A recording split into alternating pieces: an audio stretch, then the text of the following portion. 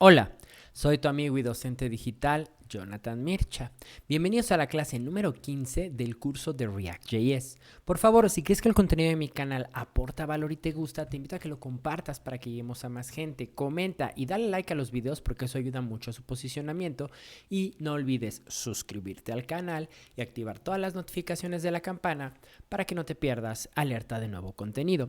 En el video anterior te había explicado lo que era el ciclo de vida de los componentes basados en clases. Y por fin, ya lo que muchos me habían estado pidiendo de, oye John, ¿por qué no empezaste el curso hablando de los hooks? ¿Por qué estás viendo algo ya viejo de React? Recuerden, es muy importante entender las bases de la tecnología, la herramienta, el framework, el lenguaje, la librería con la que estés trabajando. Y ya saben que en este canal nos caracterizamos por eso, por ir a los detalles y partir desde las bases. Y creo que independientemente que ya cada vez se están utilizando menos los class components, pues así es como empezó React. Entonces, particularmente no me hubiera gustado empezar el curso yendo directo a los hooks y olvidándome de los class components, porque como ya se dieron cuenta a lo largo de todas estas clases, hay ciertas variantes que con los avances de ECMAScript se fueron cambiando la forma de la escritura. Y justamente en esta clase, que es la introducción a los hooks de React, quiero que entiendan por qué es que empecé el curso con los class components y no con los hooks. Entonces, primero, la palabra hook es gancho, ¿sí? Y es una nueva incorporación que a partir de React 16.8 es que la tenemos. Y literalmente lo que nos permite es enganchar, por eso se llaman hooks. De hecho, para los que vengan del mundo del desarrollo en WordPress, allá también existe mucho ese concepto de los hooks, ¿no? Que son ganchos de funciones que nos da la API de WordPress para poder hacer funcionalidades en los sitios que desarrollamos con esta herramienta basada en PHP. Pero bueno, regresando, los hooks es una manera que nos va a permitir, una funcionalidad que nos va a permitir enganchar a través de funciones el concepto del estado y del ciclo de vida que hasta la versión 16, hasta la versión previa a la 16.8, solamente eran conceptos exclusivos de los componentes basados en clase. De hecho, a los componentes funcionales se les llamaba componentes contenedores o componentes tontos, ¿no? Porque justamente solamente un componente funcional contenía cierta información o también nos servía como para presentar la información de algún otro componente que sí manejaba una lógica.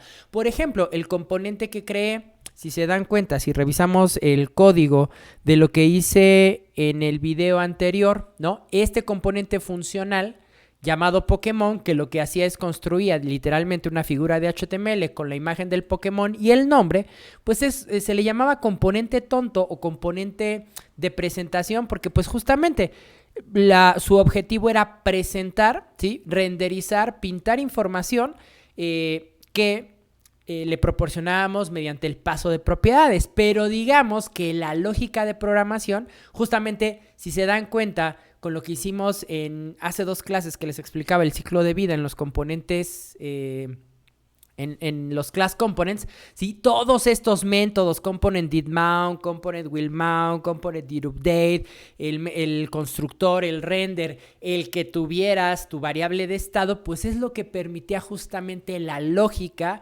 y poder pues hacer cosas más interesantes que simplemente renderizar información.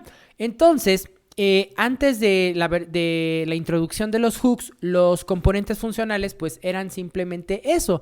No podíamos crear lógica. Ahora, ¿por qué se crearon los hooks? ¿Sí?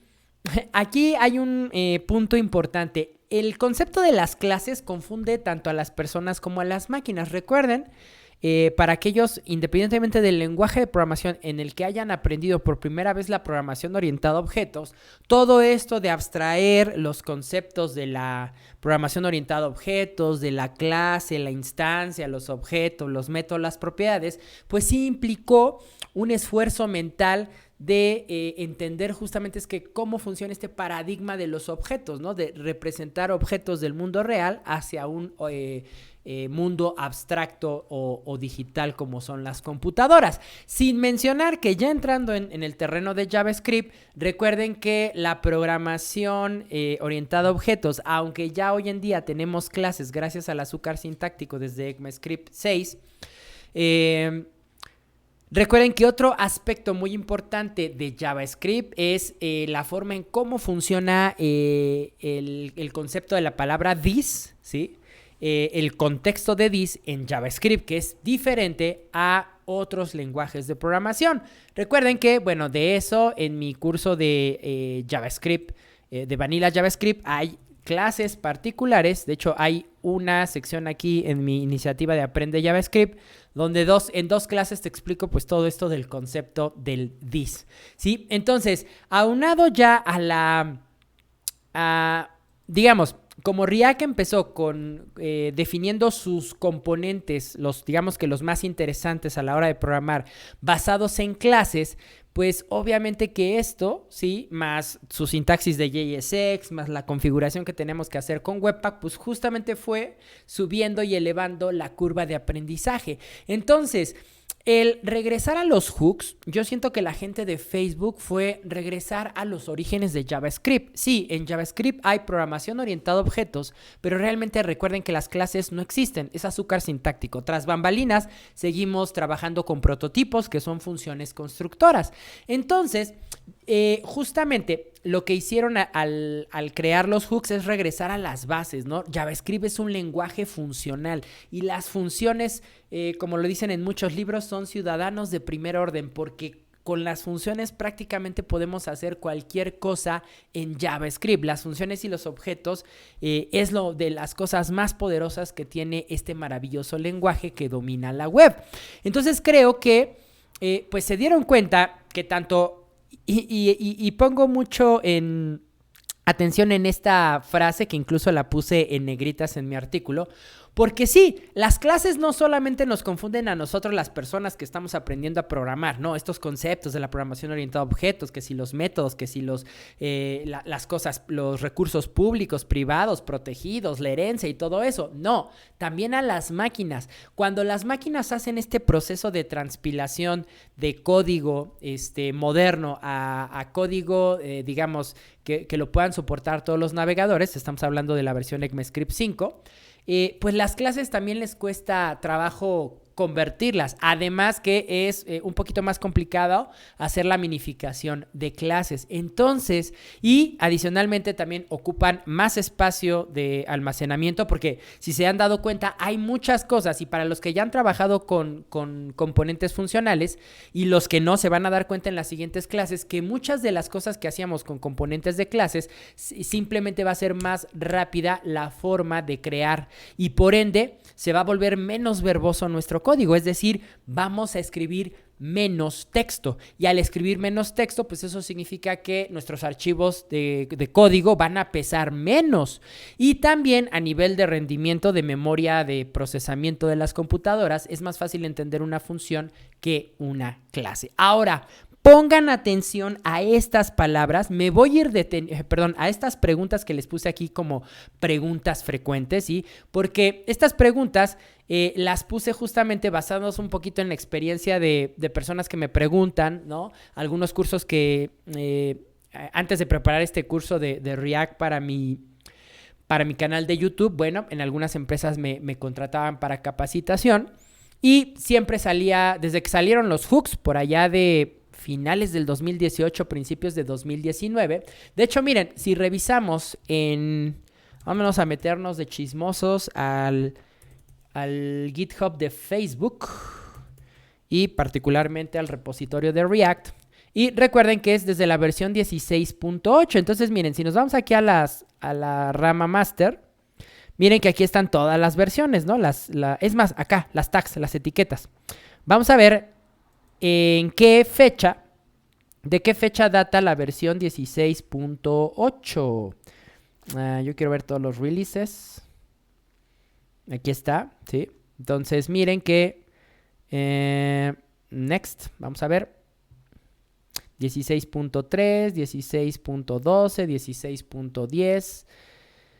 16.8, ya casi llegamos, ¿sí? Miren, por aquí está, 16.8. Miren, estamos hablando de febrero del 2019, aquí está, ¿no? Entonces, miren que enero del 2019. Ya se empezaba a hablar a finales del 2018 de los hooks, porque pues recuerden, estaban en esto de versión alfa, beta, release candidate, ¿sí? Y si seguimos ahondando, pues por ahí estarán 16.8 y algo, ¿sí? Miren. Entonces, realmente tiene muy poco, ¿sí? Se los estoy demostrando aquí directamente yéndome a la fuente, ¿sí? Y obviamente que conforme pase el tiempo, estas preguntas que les pongo aquí en mi artículo, pues van a cambiar, pero muy importante, ¿los hooks hacen que mi aplicación sea más rápida? No, ¿sí? O sea, la funcionalidad puede ser la misma. Sí, quizá a nivel de peso, ¿no? Si tienes una aplicación de 1000 componentes basados en clases y luego cambiarlos a funciones, pues quizá por ahí ahorres, como hace rato te decía, ahorres unos cuantos bytes, porque pues obviamente al escribir menos, tus archivos van a pesar menos y cuando se compile, la compilación va a ser más sencilla. Pero realmente en cuestión de rendimiento, de cómo funciona la aplicación, eso depende de otras circunstancias, ¿sí? Puedes programar un código bien hecho basado en clases que basado en funciones, ¿sí? Entonces realmente no va a ser más rápida tu aplicación, ¿sí? Un componente de clase, ¿sí? Perdón, ¿los hooks hacen algo que un componente de clase no puede hacer? Pues no. Realmente los hooks vienen a dotar de las cosas que los componentes funcionales carecían de lo que sí tenían los de clases, pero realmente no incorporan nada nuevo. Ahora, ¿los componentes de clase van a desaparecer? Por el momento no. De hecho, ni la gente de Facebook pretende hacer esto, justamente por lo que te explicaba en la clase introductoria de la retrocompatibilidad, que eso es una de las cosas que me ha gustado de la gente de React, que pese a que va sacando nuevas características, le sigue dando soporte a lo que ya venía funcionando. Entonces, no van a desaparecer. Es un hecho que conforme vaya pasando el tiempo, pues sí, el código escrito en React vaya siendo más hacia los hooks que hacia los componentes de clase, pero eso no significa que desaparezca la funcionalidad, ¿sí? Ahora, mi conocimiento, bueno, su conocimiento del estado, las props y los eventos, ¿va a ser obsoleto con los hooks? No. De hecho, se van a dar cuenta en próximas clases, para que ustedes entiendan cómo pasarnos de componentes de clase a componentes basados en hooks, vamos a hacer este ejemplo que hicimos del contador, el ejemplo del reloj y el ejemplo de la carga de los Pokémones, ¿sí? Recuerden que son 3 ejercicios donde yo les enseñé diversos conceptos en React, pero basado en componentes funcionales, ¿sí? Perdón, basados en componentes de clase. Esos 3 ejercicios los vamos a replicar, pero ahora con hooks, para que justamente entiendan cuál sería el proceso de pasar o de dejar de pensar en componentes de clase, ahora a trabajar con componentes basados en hook, que no es otra cosa más que componentes funcionales, pero ya dotados del ciclo de vida más el concepto del state. Ahora, ¿debo reescribir todas mis aplicaciones en React ahora con hooks? Pues probablemente no.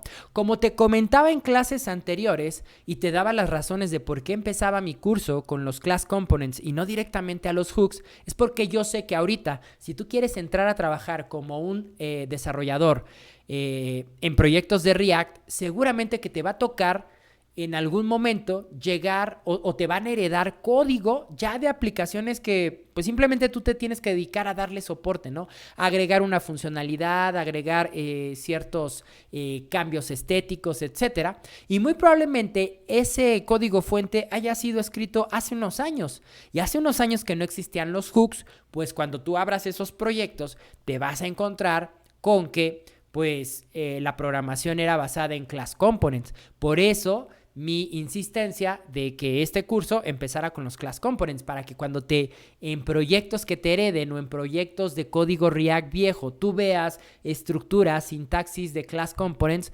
pues no te quedes con cara de ¿qué es esto? No, que React era con hooks, ¿no? Y puedas pues salir avante, ¿sí? Además, cuando uno entiende desde las bases y desde los principios la tecnología o la librería, en este caso, con la que estamos trabajando, pues mayor provecho le puedes sacar, ¿no?